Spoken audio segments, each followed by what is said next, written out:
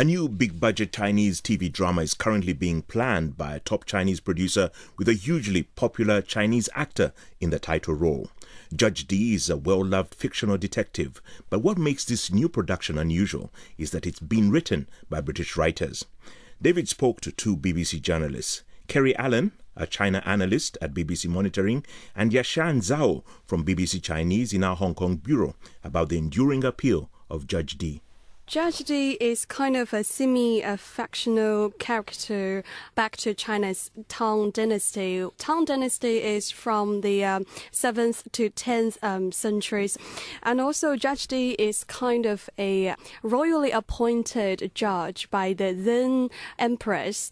He is always accompanied by a young kung fu master and a sidekick to allow him to tell how he solved the cases. I got to say, when I first heard about Judge Dee, my first thought was, Judge Dee? That doesn't sound very Chinese. What would Judge Dee's proper name be in Mandarin? 狄仁杰 or 神探狄仁杰. And when was Judge Dee first written? Oh, Judge Dee was first written in a Chinese novel during the 18th century, and then some Dutch diplomat reimagined or rewrote it in the middle 20th century. Kerry, when did you come across Judge Dee? I actually came across it watching a Chinese soap opera, a reimagining of the Judge Dee stories. When did Judge Dee's stories take off in China then? Was it in the 18th century or was it in the 20th century? It was more or less in the 20th century. After the books got translated into English, they also got translated into Chinese, so people were reading them in China as they were reading them overseas, more or less around the same time. And in Hong Kong and mainland China, Yashan, are people really into crime genre detective stories? Yes, indeed, especially in China, because the Judge Dee has such a big, huge fan base. It's ancient detective stories that is less politically sensitive about the modern society. And then for those producers, they are safer producing it because the period drama is generally safer, as it doesn't tend to directly reference the current politics.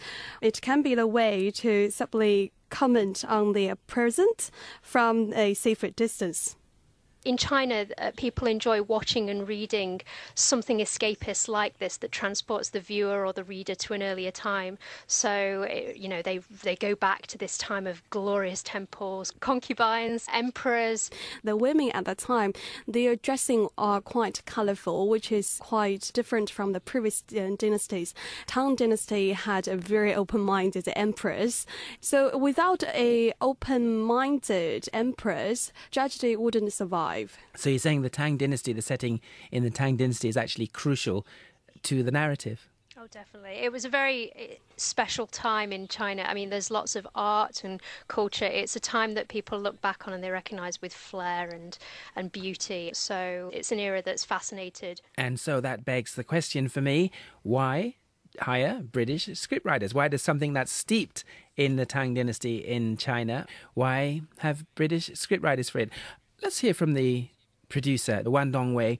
For the past few years, there are so many well-known British TV dramas being broadcast in China. I watched so many of them, and I was so addicted to Downton Abbey, Silk, and I was really impressed. The other reason is because Judge Dee was written in English. It was well structured from Western angle. So that's actually what I want, to keep it as original as possible. At the beginning, I thought of a couple of Chinese writers, but I couldn't get a hold of their schedule. All the established writers are so busy, they have so many projects in hands at the same time. British writers, which I really like, is that they are really character-driven.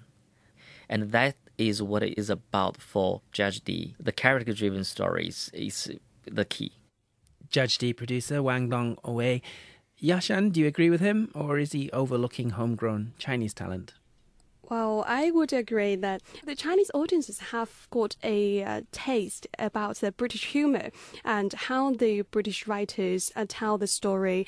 And I quite agree with Dongwei that the British style is character-driven. I definitely agree with Wang. There is this trend in China, there are lots of websites that have this kind of Netflix-like service that you can go online, you can watch TV shows for free.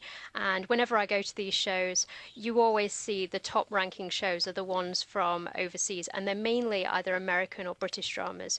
Downton Abbey and Sherlock are absolutely massive. Going back to the early 20th century and seeing Britain, beautiful stately homes and how people used to live, and being able to bring the reverse to watch a show that goes back to an ancient Chinese time, I think is going to do really well. So are you saying that it will actually be in English dialogue with Chinese subtitles? The impression I get is that this is going to be mainly in Chinese with English where English-speaking characters are. So I think Judge Dee himself will probably speak in Chinese, but may also, when interacting with English characters, speak in English. What about translation? I mean, the English dialogue being translated back into Mandarin, is there a risk of elements of the story being lost in translation? Actually, I saw a report on China Daily a few days ago. China Daily is a national paper that goes out across China. It's English language. There are these large groups of Chinese nationals who make dedicated efforts to writing the subtitles for Western dramas so that people can watch them in China. Now, in the past few years, there has been this push by the government to clamp down and for these Netflix-like services like QQ TV, Youku Tudou, to have the copyright to be able to host programs internationally, but people still try to put them online so that people can view them. So I think even if there is something lost in the translation, there will still be people who'll be coming up with their own subtitles all the same. And what do you think, Yashan? Would something be lost in translation? Oh, yes, definitely. But there will be some added color or drama from the British flavor and British humor as well. Kerry, you sound like this is going to be a hit with Chinese audiences. I think it is. I think it's going to be really well received, given the success of previous British productions. And also, I think there's this wider trend at the moment of producers and scriptwriters from overseas working together more closely that is proving a hit because of its beautiful locations, it going back to a period era dress, etc., restored temples. I think it's going to prove a big hit in China too. Okay, we're told filming will begin in the new year. Yashan, will you be watching it when the show airs?